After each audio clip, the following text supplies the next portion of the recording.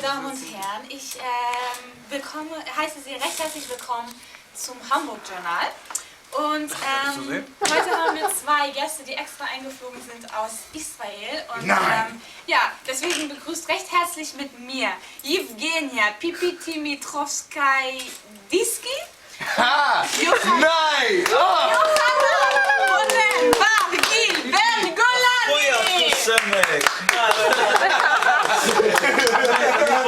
יש לי פה אירוע שחסר לי כמו איזה חור בראש, אתה אפילו לא הכנת את המנגלים. טוב, בסדר, אני צריך לעצור, ביי. Yes, welcome to our show. Welcome in beautiful Hamburg. My first question to you is, what is your mission? What is the purpose of your trip to Germany? So, hello and good evening to all the strange people in Hamburg. So we came from the Israeli embassy here in Germany. We came to you in order to convince you to come in reverse to Israel. You might have noticed that I speak with a slight accent. This is because I have lived in London. This is why I speak like Hugh Grant. Interesting. And tell me, where are you from originally? So I'm a Sabra, I'm from Petach Tikva. This is my colleague, Evgenia. She comes from Dnieperpetrov. Well, who cares? She comes from Ukraine. I see, I see.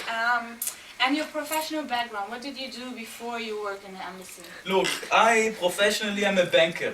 I used to work in banks. My first bank was the West Bank. Then I moved on to work in the East Bank.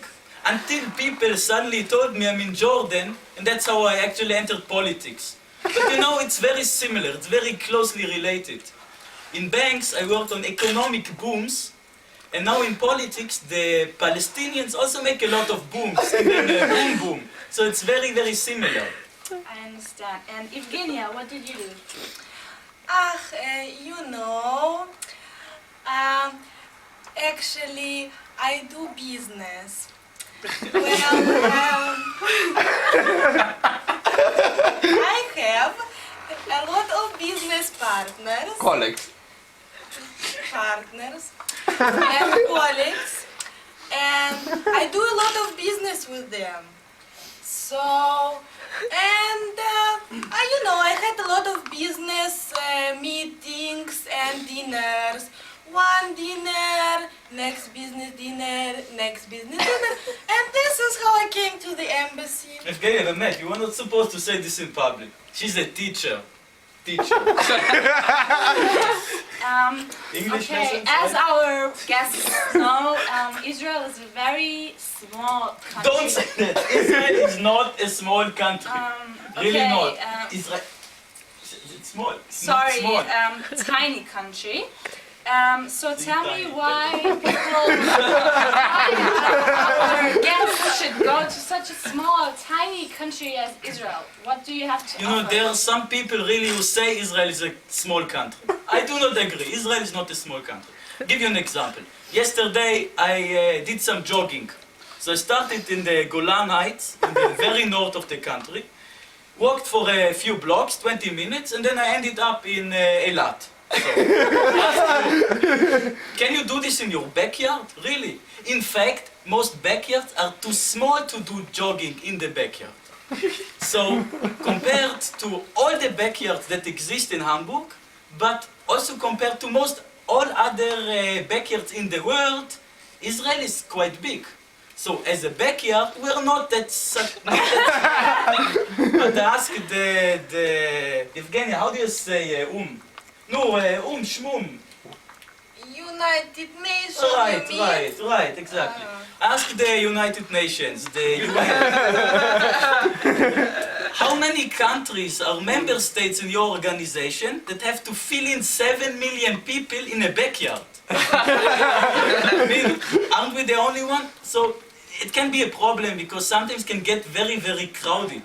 If someone decides one day to move a little bit here or a little bit there, can even get dangerous, you know, you're standing here one next to each other.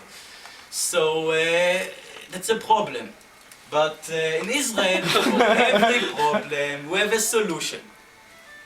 So here comes the Israeli invention called the settlements. The settlements. Who are the settlers? The settlers are young people who wear a knitted kippah, like me, but they wear it with a trick, you know, they wear it with a trick. They wear it on the side, which has many benefits, because from the one side you can see they are Jewish and settlers, from the other side they can be just anyone. They can be French, they can be Arab, they can even be Hugh Grant. But despite this magic cap, which is always falling, so I'm not a settler,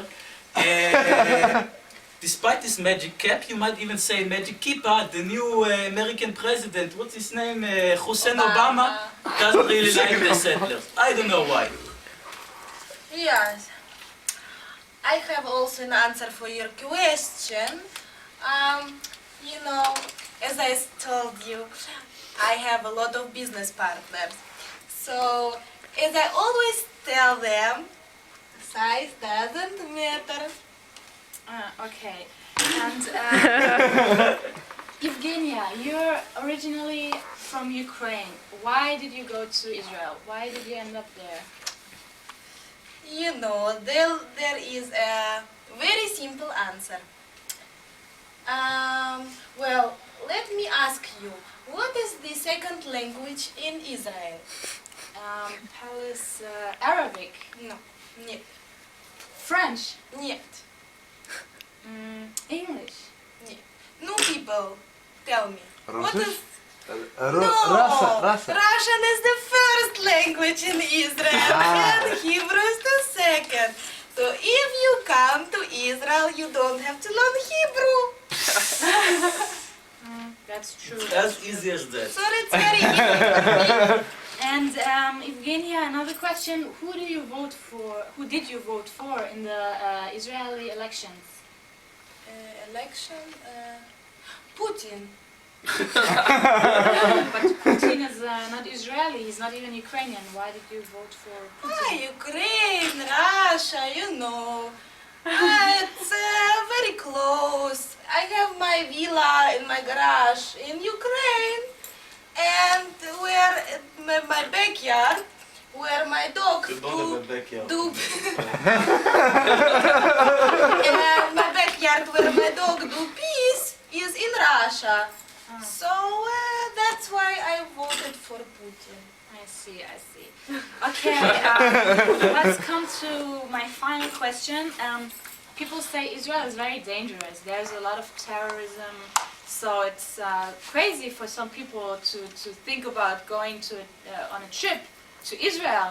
There's always war and